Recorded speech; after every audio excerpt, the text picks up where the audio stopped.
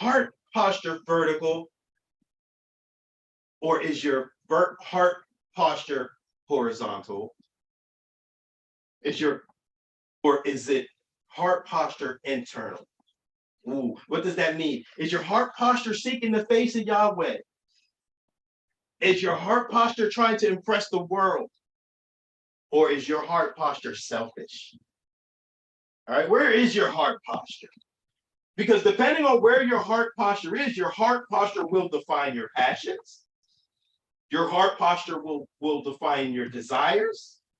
Your heart posture will define your appetites. Your heart posture will define your affection. It'll define your purposes, your endeavors. Your heart equalizes. It's an equalizer. Your heart is an equalizer. It equalizes your emotional state with your rationale. A lot of folks will look at this word and think that it's just an emotional state or it's just a feeling. But no, the heart is important. The heart is an equalizer, right? And for those who don't know, who aren't audio techs, they don't know what an equalizer is. The equalizer is what makes the music, depending on the music that is playing out of the speakers, the person who's controlling the equalizer knows based on the music that's playing what's going to make it sound better. If it's a rap song, we got to bring the bass up and the treble down so that it could just boom, boom, boom. But if it's more classical, we want those peaks and those high sounding instruments to really get up there. So we might bring the treble up and bring the bass down because we don't want it to be so punchy, So the equalizer and the person behind the equalizer balances all of those intricate details out so that it could have a certain effect. And your heart is an equalizer between your emotional state and your rationale. Your heart is defined as the seat of your soul and your mind. So they kind of interconnect. The heart kind of interconnects with your soul and your mind. If you go into deeper studies about what your soul and your mind and your heart are, you're going to see a lot of the same languages because they are interconnected. But I'm trying to focus on what makes them different. Okay? What makes them different? Because I feel like Yeshua used this terminology specifically so that we can exasperate what it means to love him. That first and greatest command, to love him totally. Right? So it is defined as the seat of your soul and your mind. That's interesting because what is a seat? Seats have always been symbolic. Seats are the high places of the kings, right? Seats, there is an important seat for the president. Heck, even if you go into the local church, the pastor has a special seat. It's usually taller than the rest of the seats. It's right in the center of the stage. And then you got two smaller seats next to it. Usually one of the seats is to represent the first lady of the house, and then the other seat is probably I don't know church terminology, the pallbearer or the armor bearer or whatever it is. It's the guy that always runs back and forth and gets the pastor his drinks and all of that stuff. He makes sure that the pastor is very well stocked. He makes sure that if he sees the pastor sweating, he runs out and he gets him a rag, and you might see him run up on stage and swipe his forehead. He's got a special seat directly next to the pastor because he is serving the pastor directly during service, right? The seats, the main seat, and not only that, but how close you are to the main seat is very important biblically and even in the world. So when you think about it,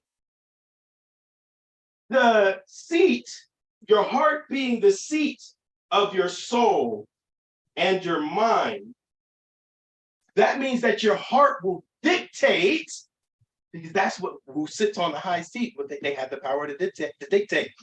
They have the power to tell everybody that seat represents what to do and how to do it. Okay, that is the power of the seat. So those who sit on the high seats dictate everything that that seat represents. That's important for you to understand because the heart can be manipulated. The heart can be manipulated, it can be dictated based on that manipulation. Your soul. Let's move on into your soul. Your soul. So your computer doesn't like me, Joe.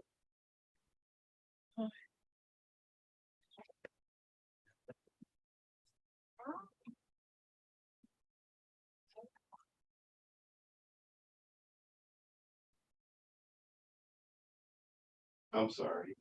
I apologize. Your soul.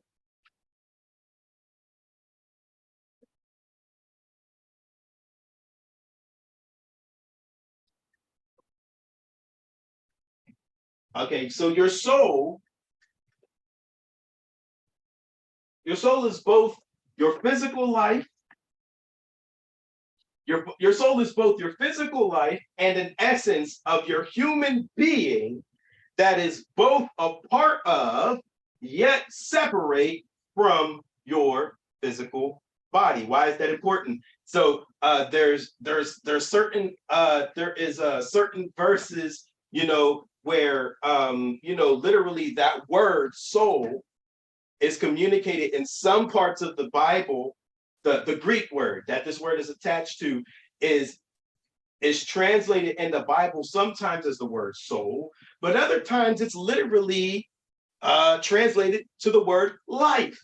So when people lost their life, the same word would be being used.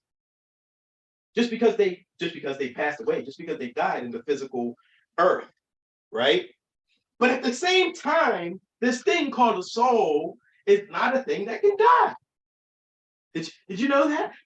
The soul in and of itself is a separate part of your physical body. It's every bit a part of your physical body. But when you think about your physical body, there's a lot of things in your physical body that you can see. You can see these appendages on the front of the palm of your hands called fingers.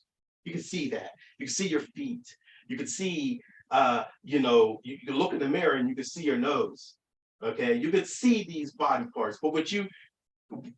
But and there's other parts that are my body, that are physically connected to my body, that I can't see. My heart, I cannot see my heart. I know it's there. When I put my hand on my chest, it gets beaten, right? I've been told, in scripture and in school, that I have a brain. I know it's there. I know that it helps me think. It's helping me do the thing that I'm doing right now called talking. Right? I know that this stuff exists, but I can't see it. Right? But the moment that I am in a surgery of some sort, then you will be able to see it. It can be exposed. But the soul, it doesn't matter how much somebody digs into your body, you're not going to be able to see it. But it is still very much, as the Bible describes, a part of your body. But it can be separated. Your soul, in Mark 8, it says that your soul can gain, you could gain the world and lose your soul. Well, what does that mean? It means that you can gain, and this is important in this day of life in which people who have a large following, they feel like they are the truth bearers of the earth. But just because you have a large following doesn't make you the truth bearer of the earth. You could have gained the world and lost your soul. There are two places that your soul can essentially make. Again, your soul is everlasting, and there's two places that your soul can go. When you are done from this earth, when your soul separates itself from this physical body, it could either be assigned to a new heavenly body, And in the last days, you'll be set above even that of the angels in heaven, in New Jerusalem. Right? That could be a destination, the everlasting destination of your soul. But your soul could also spend eternity in damnation. Those are destinations that your soul can be, but your soul in and of itself will still exist apart from your physical body. So then you have then you have your soul, and your soul being controlled by your heart posture can gain you to or away from our ultimate destination. Whether or not we truthfully love Yahshua, Yahweh, with our entire soul can define whether or not we will make it to the right place. And then we have your mind. Your mind is the most straightforward one in my belief. Your mind. What is your mind? Your mind is your understanding. The Bible tells us not to lean on our own understanding. So your mind can have its own understanding, but we're not supposed to depend on it. If we are depending on our own understanding, then guess what we're not doing? We're not loving Yahshua with our entire mind. We might partially love Yeshua if we accept him by name, but in action, I have some questions about this or that with this Yeshua guy, and I do this. Well, you might not be loving him with your whole mind. Your mind is your understanding. It is your intellect, and it is your moral reflection. How do I reflect on it? On the moralities of life? If it's not in alignment with Yeshua, well, we need to pray about that and get closer to Yeshua. We do not naturally, this is the hard truth. We do not naturally love Yahweh with our whole heart, mind, and soul. That is something that we have to continuously work towards for the rest of our life. So yeah, this verse can single-handedly cover the entirety of this verse. But the goal of today is to fixate on love. Right? Whole verse is covered already. All right, you can wrap it up, you can go home. But we want to fixate on love. Specifically today, we want to focus on the myths and the misuses of this thing called love. So we'll actually get more into describing love. But right now, we want to kind of clear up some myths and the ways that love is misused. Again, love is the most misused word in the Bible, the most manipulated word in the Bible. And we want to bring up some myths. Here's myth number one. Myth number one, love doesn't judge. That is the big myth. And it's so funny because we're going to go to John 3. John 3 what? John 3:16. Exactly. John 3:16. That's the one that everybody wants to go to. That's the feel-good message. That's the one that everybody loves because it says that God came down. He gave his only begotten son so that we might all be saved, and nobody can judge me. Nobody can judge me. But this is just further proof that when people read the Bible, they don't really read the Bible. They read the highlights. They'll go to John 3:16, but they didn't read deep enough to get to 3:19. Just a couple of verses later. What does John 3:19 say that is so different than what? Nobody's judging me, only God can judge. Well, let's see what God's judgment is. Now, this is the judgment. Didn't you say that can't be judged? No, pay attention. You can't be judged when you walk in accordance with him. Plain and simple. But 3:19 says, now this is the judgment, that the light has come. He said that the who came to the world? Yeshua. The light. The light. His begotten son. So who is the light? The light is Yeshua. Right? That is the light. That the light has come into the world, and men loved the darkness instead of the light. How do we know that the men loved the darkness instead of the light? This is going to blow your mind, because this contradicts the "you can't judge me" thing. Why? How do we know? Because their deeds were evil. Their deeds? You mean to tell me that these people were doing stuff that were evil? How can you say that somebody was doing something evil unless you can judge whether or not it is evil? Oh, come on now. Nobody likes to hear that. This is why I said we're going to get canceled as soon as we start, because I'm saying stuff that people are not going to like. People aren't going to like to hear the fact that they could be judged because their deeds were evil. That's how we know. For everyone who hates evil, for everyone who does evil hates the light and does not come to the light. Let's think about that for a second. Come to is a verb. That's an action, isn't it? Oh, I know who Yeshua is. I accepted him. I might not be perfect. I don't do all the things and that, and in jumping from relationship to relationship, and I'm not married, and I'm doing whatever I want, but God knows my heart. He knows that you did not come to the light by your actions. But why doesn't anybody want to come to the light? Somebody who has an evil mindset, somebody whose mind is not totally in love with God, with their whole heart, with their whole soul, and their whole mind. Why wouldn't they want to come to the light?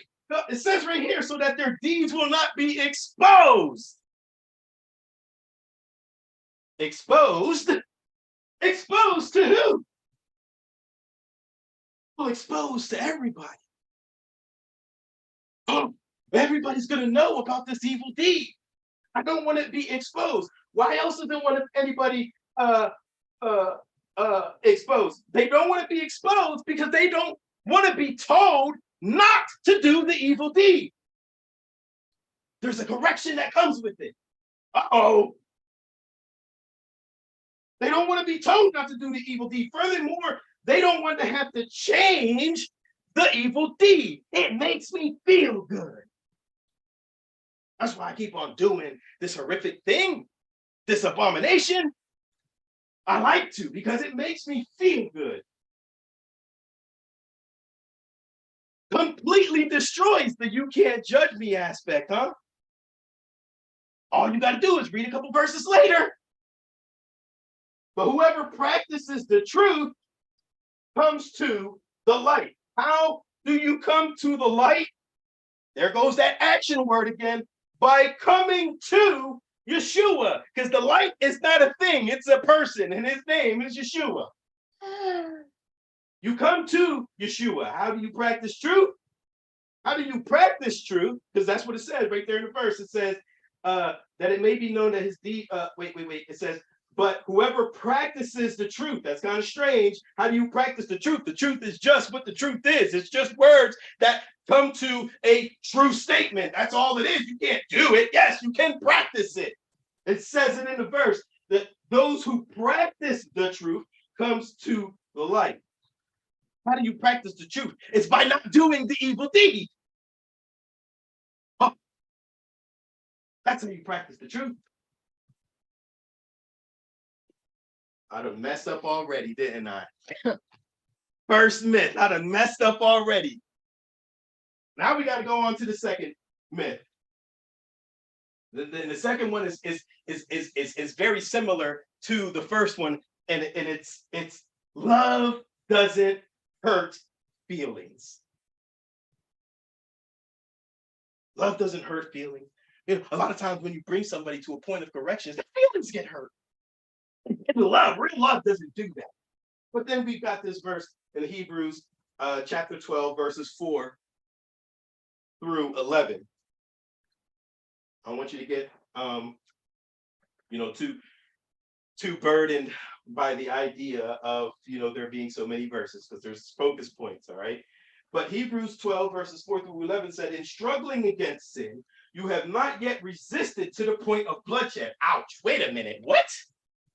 You have not yet resisted to the point of bloodshed? See, it's verses like this that make people like me seem like Christians need to be wearing tinfoil hats. Because I can't ignore what that says. It says what it says. In struggling against sin, you have not resisted to the point of bloodshed. Well, guess who did resist to the point of bloodshed? Yeshua. Guess who else resisted to the point of bloodshed? Stephen.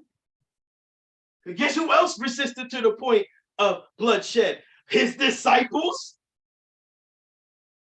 Were they not all teaching against sin and struggling against sin and doing so well at it that the world hated them and killed them? They're martyrs. But we don't do that. We haven't, but there's going to be a time where the whole world is going to have to deal with that. If you're a Christian, you got to make your choice. There's going to be a time, however, you could actually make the argument that, because there's Christians getting martyred every day. You don't often see it in America. American Christians are highly protected to a degree. We ought to be happy. But you go to India or you go to China, those folks they're getting massacred. Those folks are resisting to the point of bloodshed.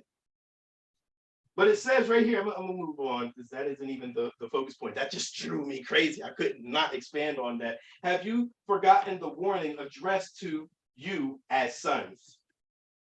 My son, do not take lightly the discipline of Adonai or lose heart. First of all, discipline. And then you've got the part of losing heart. This is funny. That's a funny statement to be. Well, and I grew up in the hood, right? I grew up in two hoods. I grew up in Allentown, and 3 or 4 different neighborhoods, and all of them were gutter. They all were rivaled by gangs and whatnot. And then even in Uniontown, Pennsylvania, growing up in there, I was in the communities where all the gangs were running rampant and over there. And one of the ways specifically in Allentown, the gang members, a lot of y'all don't expose some things. I was jumped into 2 gangs by the time I was 8 years old. That was crazy. And they didn't like each other. So if I would have stayed in that life, I wouldn't be here today. I was just looking at it in this innocent look of, I joined the club, I got friends, and me being desperate to be liked and loved by people put me in that very awkward position. But one of the ways that these people would challenge you, they would say a specific phrase. They would say, "Oh, you ain't got heart. You ain't got heart."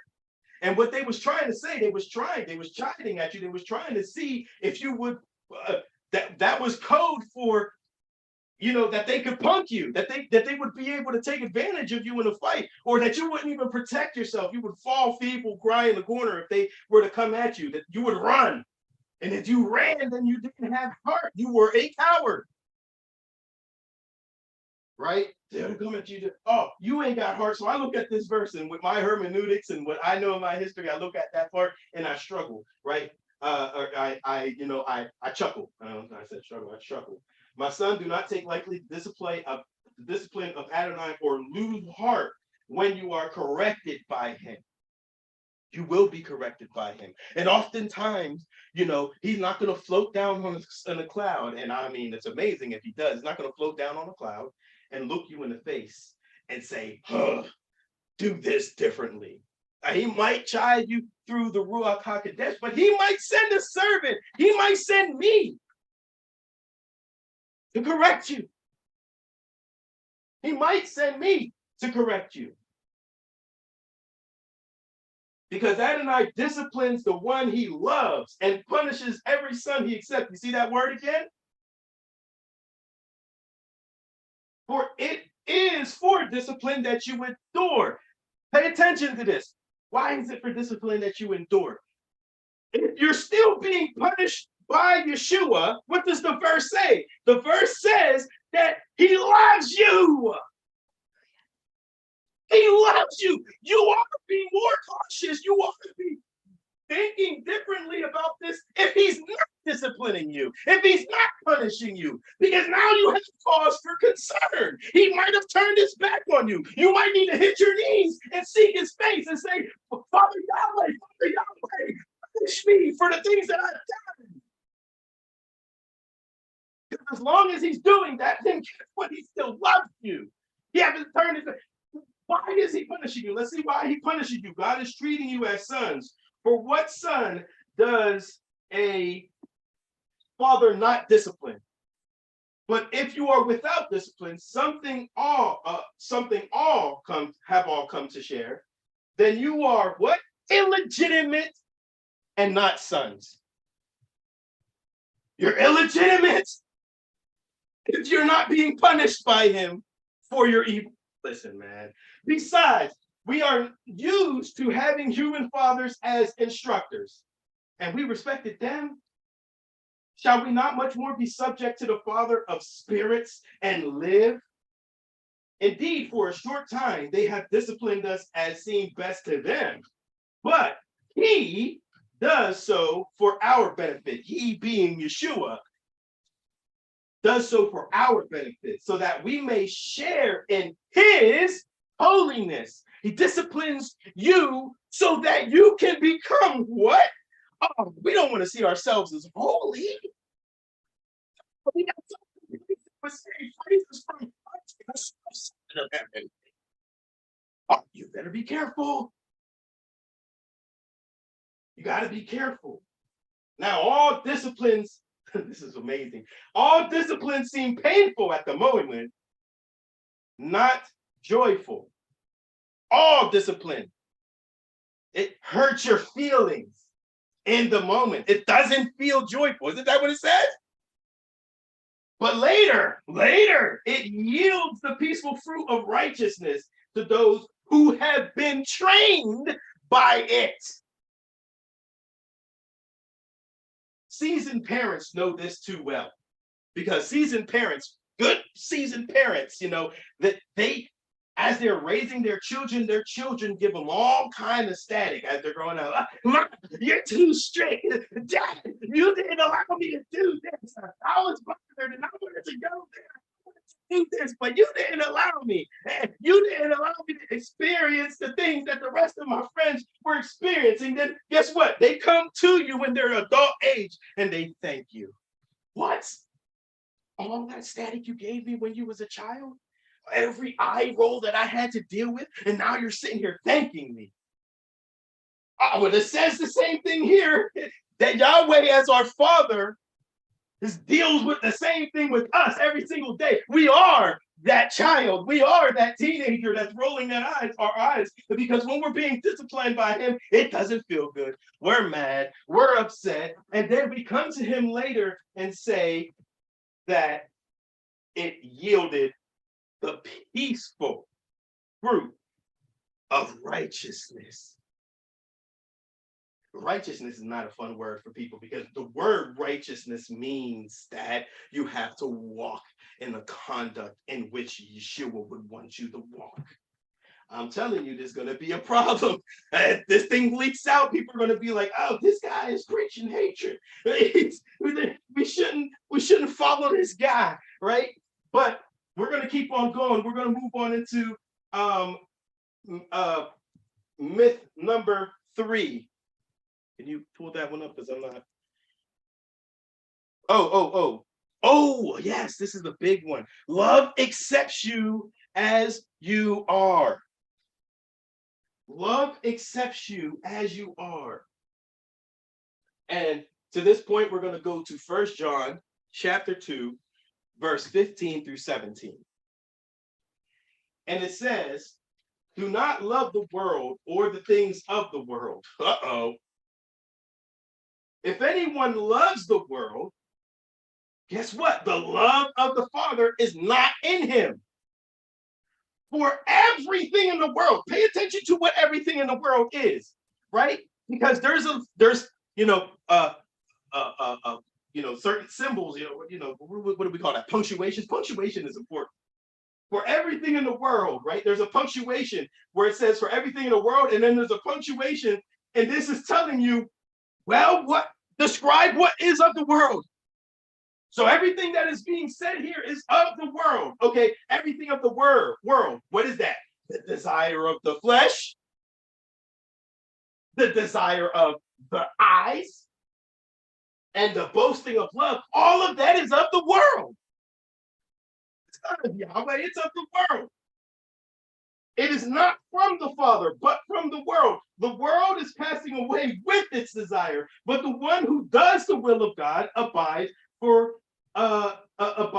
forever. Oh no, because love accepts you as you are. No, wait a minute. Let me tell you who you are. I'm not pointing out. Look, I'm speaking to myself. So if you see yourself in I'm speaking to myself. Let me show me who I am. Let me show you who you are.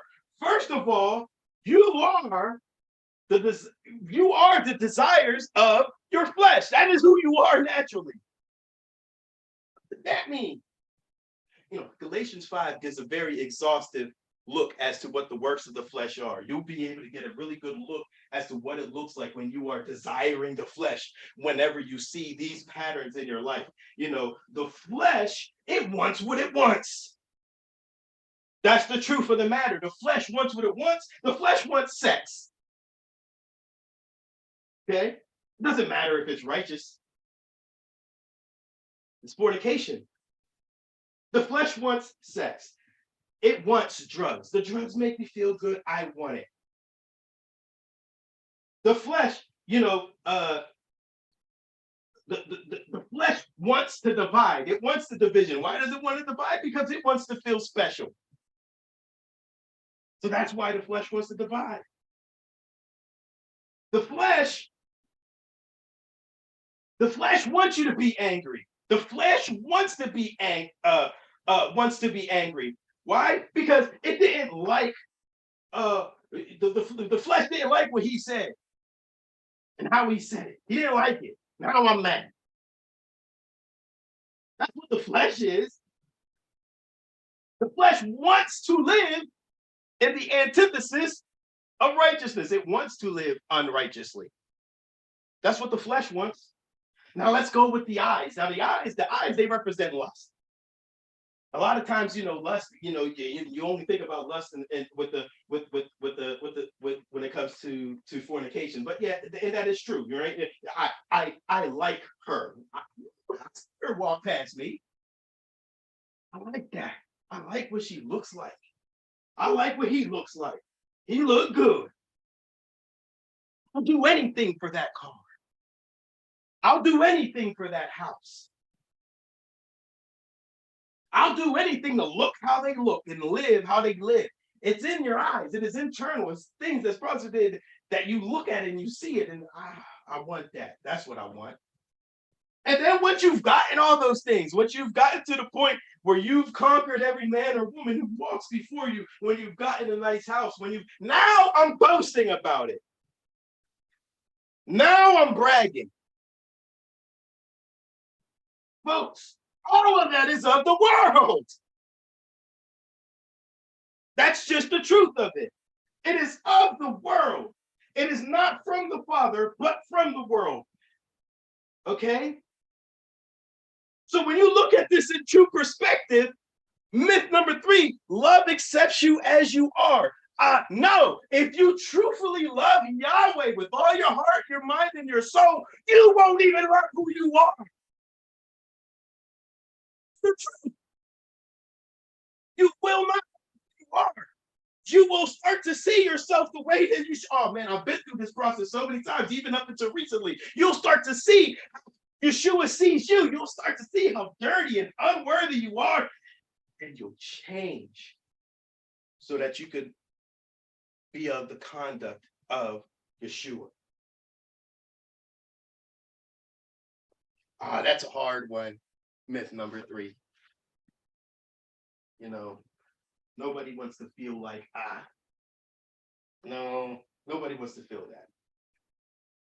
Well, Jonathan, nothing you're saying subscribe to the popular way of believing. So you're right and they're wrong. Okay, so let's prove that love also does not care about trends. Could you go ahead and go to that one? We're going to go to one of the biggest misused, one of the biggest misuses. All right.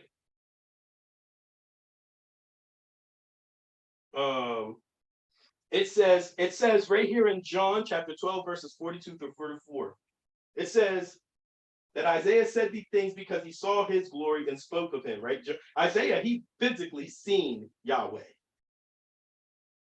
So it was easier for Isaiah. He physically seen him. Nevertheless, many, even among the leaders, now we're talking to the Pharisees and whatnot, or to those who have been converted to Christianity from amongst the Pharisees. Nevertheless, many, even among the leaders, put their trust in him. But because the Pharisees, they were not confessing Yeshua. They chose not to confess the name of Yeshua because they were among the Pharisees. Why? Why would they not? Well, because then they would get thrown out of the synagogue. For they love the glory of men more than the glory of God. That verse alone, you can't say, you cannot say that just because it is not the personal, the popular way of seeing it, that it's wrong. You have to let the word, you have to be a Berean, and you have to prove. If you want to prove me wrong in anything that I say, go into the word and say, yeah, but the word says this. But you need to understand also that when you do that, I'm going to look into the word and be like, you missed verse 19 though, right? You told me verse 16. You didn't tell me verse 19. Right? That's one of the examples. All right? For they love the glory of men more than the glory of God, right? These believers chose not to confess Yeshua. Why? Because they would be thrown out of their community. This is the community that they fell in love with. They wanted to be a part of the synagogues. That was their community. That was the group of people that accepted them. If they did, they would be shunned by those that accepted them.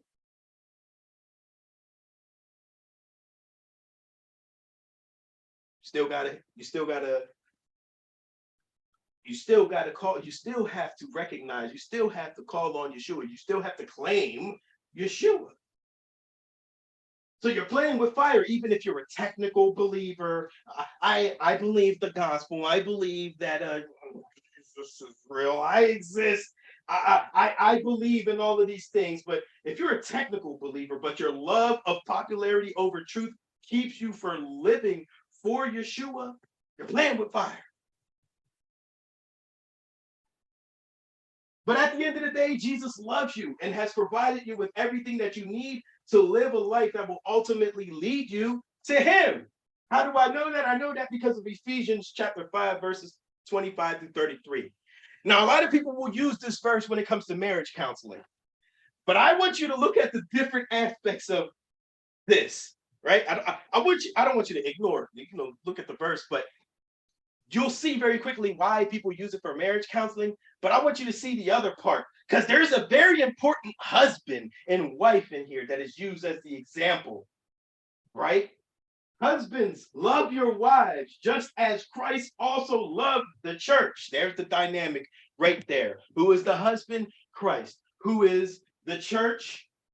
Who is the bride? The church. Just as Christ also loved the church and he gave himself for her. He did that physically when he died on the cross for us. In order that he might what? Sanctify her. And not only that, Because him dying on the cross alone isn't what sanctified her. It says, in order that he might sanctify her. How? This is what I want you to pay attention to. How was the church sanctified, y'all? The church was sanctified by cleansing her with the washing of water by the word. The word in and of itself was the water that cleansed and sanctified the church, in order that he might present to himself the church glorious, not having a spot or wrinkle or any such thing, but that he may be holy and blameless, so that she may be holy and blameless. That is the purpose. This is how we should love our wives, but this is also the purpose of Christ loving the church, to make the church holy and blameless. Thus also husbands ought to love their own wives as their own bodies. The one who loves his own wife loves himself. For no one ever hated his own flesh, but nourishes and cherishes it. Now we're going to remind you about a verse that we read. We told you what the world, we told you what your flesh is and what your flesh desires. Let me tell you something, that when you are living in sin, you are nourishing and cherishing your flesh. You're giving your flesh what it wants. But there is a better nourishment. There is a clean nourishment. There is a good nourishment whenever you allow your flesh to come under submission of Yeshua. So it says, thus also husbands ought to love their own wives as their own bodies. The one who loves his own wife loves himself. For no one ever hated his own flesh, but nourishes and cherishes it, just as also Christ does the church, because we are members of his body. For this reason, a man will leave his father and mother and be joined to his wife, and the two will become one flesh.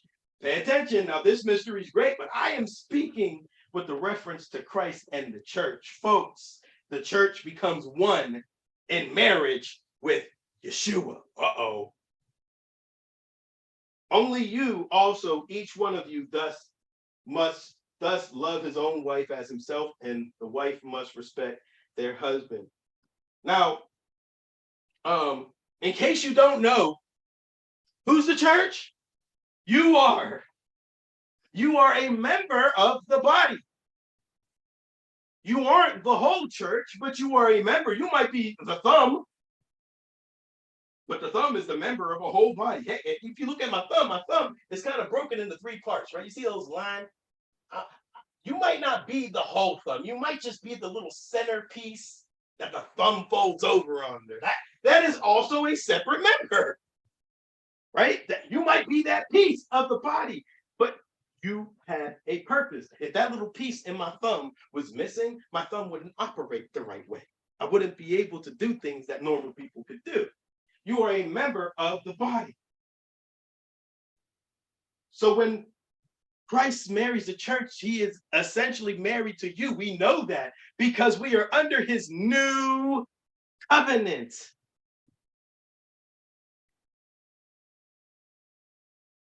We do all kinds of stuff.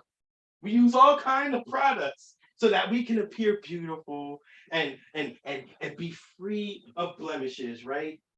We use makeup. We use jewelry. We use wigs. We use Rogaine when them grays start coming in. I need some Rogaine a little bit. Yeah. We use all this so that we can, clean up ourselves, clean up all the blemishes, make the good things that we like about ourselves pop, I want to bring my eyes out, so you do that thing, right? But the Messiah, he doesn't use all those products. He uses one thing and one thing only. He uses the word. That's what he uses for us to be perfected. And why does he do it? For himself. If you look at this verse, it says that he does it. Wait, where does it say it? Church Lord is not having bodies, does members of his body. Yep, right there. So washing by the water of the word, in order that he might present to himself the church glorious. So he's doing all this perfecting in our lives. He's doing all this cleansing of our sins and directing and correcting our path in the way that we walk, so that he can present us to himself. Oh, come on now. Now, John doesn't like this about me all the time, but I love to buy my wife's jewelry and outfits. Right or wrong, I love to do this. I like to do this because I want to see what she looks like in them jeans. That's just a fact. I want to see what she looks like in this dress. I want to present her back to me beautiful. And look, Yeshua does that for us through his word. I'm wrapping this up. I promise you, I probably had you here for a very long time. I apologize, but this is something. I'm new, right? I'm new in this sermon thing, and so me learning how to utilize this gift, I'll be able to learn how to basically get to the point faster, or how to create my sermons in a way that are more engaging, right? So you got to let me wobble and have these deer like newborn baby attributes in my sermons. However, let's close up with this. Up until this point, we've only been speaking about one type of love. Every single verse that we have given have been about one type of love, and that is called what the Greek calls agapeo. Right? Agapeo love. At the end of the love section of this series, we will highlight agapeo love even more, because that's how I want to end it. I want to end this with what love looks like. Right? But so we'll do that. But this verse alone shows love. This verse that I'm gonna bring up right now, it shows love at different levels. In one verse, two different versions of love are being used. And a lot of people don't know that, but I'm gonna break it down for you today so that you can see what I'm talking about, right? So we're gonna end this in John chapter 21, verses 9 through 17. And it says, so when they got out onto the land, they saw a charcoal fire with fish placed on it and bread. Yeshua said to them, bring some of the fish you've just caught. Simon Peter went on board and hauled the net to shore. There were 153 fish, many of them big, but the net was not broken. Yeshua said to them, come, have breakfast. None of the disciples dared ask him, who are you? Knowing that it was the Lord. Yeshua comes and takes the bread and gives it to them, and likewise the fish. This was now the third time that Yeshua was revealed to the disciples after he was raised from the dead. So this whole experience is happening in the midst of these 40 days. And we were just doing a Bible study. The book of Acts is basically highlighting the things that Yeshua taught the disciples in those 40 days after his death. Well, this was the third time that Yeshua had showed up to his disciples. Right? They didn't even answer. He wasn't there one moment, but he was there the next moment, and now he's feeding them fish. And they didn't even dare to ask. They was just like, we know who this is. We know exactly who this is. Right? So it says when they had finished breakfast, Yeshua said to Simon Peter, Simon, son of John, do you love me more than these? That's what Yeshua said. And then the Lord said, that's what the Lord said. That is what Yeshua said to Simon. Simon, son of John, do you love me more than these? What did Simon say? He said, yes, Lord. He said to him, you know that I love you. He said to him, well then, feed my lambs. Then he said to him again a second time, Simon, son of John, do you love me? Same question. Would Simon say, yes, Lord, he said. you know that I love you. And what did Yeshua say? He said to him, take care of my sheep. Then he said to him a third time, Simon, son of John, do you love me? Peter was grieved because he said this to him for a third time, do you love me? And he said to him, Lord, you know everything. You know that I love you. Yeshua, and I see this is very calmly, said to him, feed my sheep. Okay. On the surface, it looks like as if Yeshua is asking this very straightforward question and giving a very straightforward command. And looking deeper, however, you realize that the first two times that Yeshua asked the question, he used the word agapao. Now, remember, when you look at this word, and we do this on the the Greek word by word, side by side, you will see that the first two times that Yeshua said this, he used the word agapeo. But every time he asked Peter, do you love me? Agapeo. Simon, Peter, kept on responding each time with the same thing. Yes, you know I love you, but he was using the word phileo. Do you agapeo me? Yes, I phileo you. So there was two different words being used here. You have to dig deeper to see this, but two different words of love is being used in the same exact situation. Right?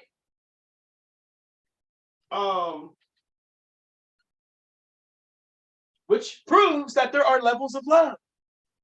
There are different ways that love could be. So every verse that we went over today that had something to do with love, which was every single verse, every single one of them was using the word agapeo. It was using what we say agape love. That's the love that it was using. And we're going to go more in depth at the end of this series of what that agapeo love is. But for now, I want you to understand that there are levels of love. And next week, we're going to talk more about this phileo. We're going to go over some phileo verses, and we might even go over some other love verses, other different levels of love. Okay? But even, one thing that I do want you to get from just this going back and forth, right? Peter was, Yeshua, from what we learned from today, Yeshua was saying, do you love me with your whole heart, with your whole soul, with your whole mind? Do you love me like that? And Peter was saying, yes, I affectionately love you. And then this, what's great about this, one of the aha moments for me is that Yeshua said it twice. Do you love me with your whole heart, your whole mind, your whole soul? Yes, I affectionately love you. Do you love me with your whole heart? But yes, I affectionately love you. Each time he gave a command. All right, if you love me like that, then this is what you do to show me that you love me. You feed my sheep. You take care of my lambs. You guide my people. This is what you do. But then the third time, Yeshua flips it up on him and says, all right, Peter, do you affectionately love me? And Peter says, yes, I do affectionately love you. And guess what he does? He repeats the same thing that he said in the beginning. Well, then feed my lambs. Folks, whether you love Yeshua with your whole heart, your whole mind, or your whole soul, or you just affectionately love him, you still have to do the work. Hallelujah. Let me tell you something. It's much easier for you to do the work if you love him with your whole heart, your whole soul, and your whole mind. It just becomes easier. But if you just affectionately love him, you're always going to struggle to do the things that he tells you to do. Everything is going to be that much more of a challenge. But when Yeshua has, through the Holy Spirit, purged into your soul and inseminated into your body, and you love nothing else but him. I gotta brag on my wife at this part, because One of the things that I always see my wife do is when somebody passes away, one of the things that I notice about my wife is my wife doesn't grieve the same way when people who have lost their life, when they lost their life in sin versus somebody that she knows loved Yeshua with their whole heart, their whole mind, and their soul. Jonah will smile, say, hallelujah, they made it. But if there was something in your life that it just didn't seem like, or maybe you confessed, but you didn't really show it. Maybe you just affectionately loved him, but you didn't really fully love him. And there's a little bit of a gray area at that point. And Jonah she will grieve, literally grieve, because she's not sure when Yeshua comes, when he cracks the sky, are they going to rise up and fight with us?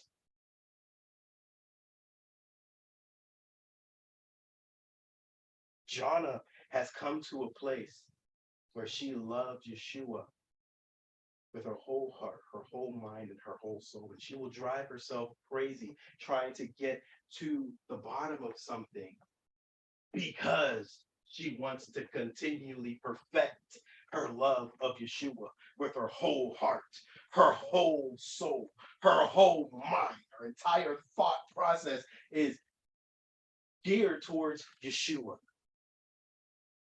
And if you spent any time with her, you know I'm not just tooting my horn. You know this. If you know her, then you know this. Because you can't say one or two words to Jonah without her looping it back to something Yeshua based. That's just the truth. She loved Yeshua with her whole heart, her whole soul, and her whole mind. And when you've gotten there, it's much easier to take all these commands. It is much easier to take the things that he wants you to do to perfect your life. It's much easier to do that because you know you love him. But if you're banking on an emotion, it's going to be hard. Heck, if you're banking on an emotion, it's going to be hard in your personal life with your marriages. It's going to be hard on you in your personal life with your friends. It's going to be hard on you in your personal life with your enemies. All of which that Yeshua told you to love. I got paid. Yahweh bless. I will see you next week. Hopefully, I thank you for joining us on this journey. And I pray that we will be here tomorrow to continue to learn about this thing called love. Next Sunday.